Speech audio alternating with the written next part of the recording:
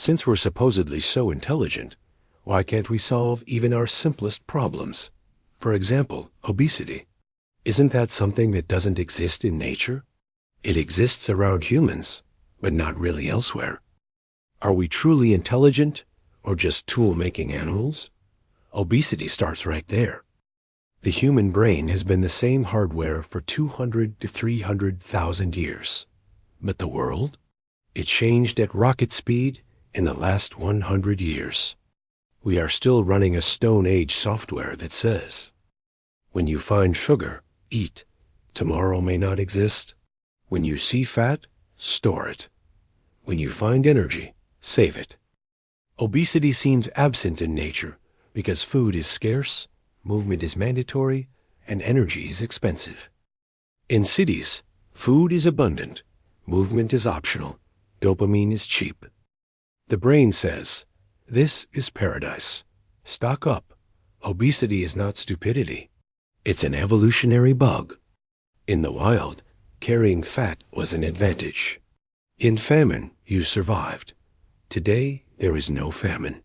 But your brain still assumes there is. So the problem is not lack of intelligence. It's software mismatch. Does it really not exist in nature? It does.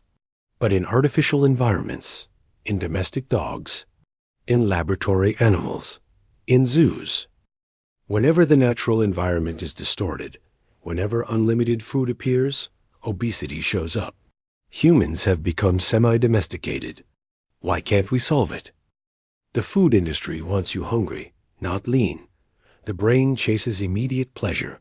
Society shifted what normal means. Stress increased gives cortisol, gives more eating. The critical point.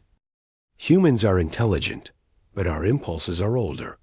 There is still someone inside us living in a cave. Maybe the problem isn't obesity. Maybe the problem is limitlessness. Nature had limits. We moved into limitlessness. But our boundary muscle is weak. Who said we could defeat biology with intelligence? If that were true, adults wouldn't be worse than children. No one can let go of sugar. Obesity is everywhere. Who said we could defeat biology with intelligence?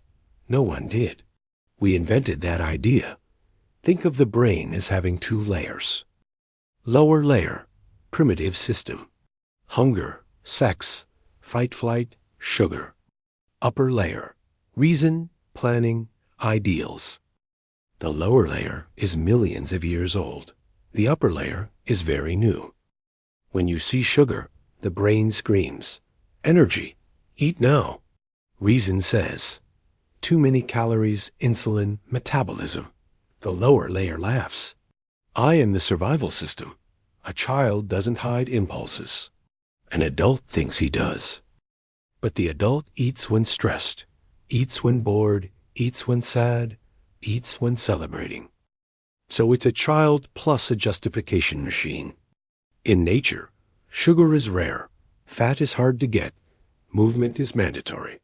In the modern world, sugar is on every corner, movement is optional, dopamine is cheap. Intelligence does not defeat biology. Intelligence only works if it changes the environment. Not by changing yourself, by changing the surroundings. Quitting sugar is hard. Not bringing sugar into the house is easier. This isn't willpower, it's architecture. Obesity isn't just calories. It's a meaning vacuum problem. Humans no longer hunt, no longer produce. No real danger, no big goal. The brain fills the vacuum with food. Sugar is a mini reward. Maybe obesity is not overeating. Maybe it's under meaning. Is eating from boredom or sadness unique to humans? No, it's not unique to humans. But in humans, it changes scale. Laboratory rats under stress consume more sugary food. Their dopamine system changes. Comfort food behavior exists. In monkeys, those lower in social hierarchy are more stressed and gravitate toward higher calorie food. Domestic dogs eat when bored. They wait for food instead of attention. If the owner is stressed, they may consume more. But here is the human difference. We get stressed about the future. We suffer over things that haven't happened. We close the meaning gap with sugar. A rat is stressed now.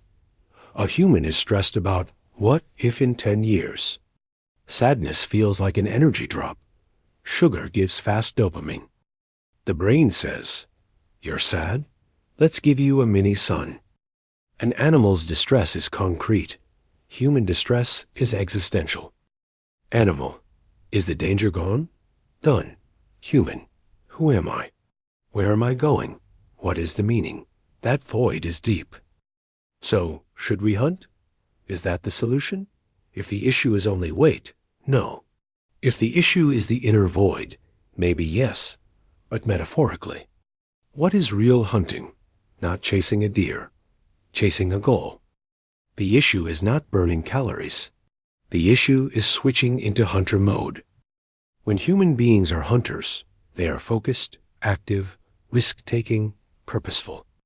Modern humans are consumers, sitting, waiting, staring at screens. Obesity is a problem of identity before it's a problem of calories. Is going into the mountains to hunt a solution? No. Most people would quit in 2 days. But combat sports, lifting weights, working the land, real production, cold exposure, fasting practice. These tell the brain, we are on the hunt, and that is the brain's language. Why is sugar attractive? Because it's a mini victory. Getting dopamine without earning real victory. Cheap reward. Do we want to hunt, or do we want the reward without effort? If a person truly activates the hunter spirit, most addictions weaken. But that doesn't happen in comfort. Maybe obesity is the result of living without prey. What are we hunting today? Likes? Notifications? Sugar? The prey changed. The body got confused. Do we really want physical hunting? Or do we want to awaken the hunter inside?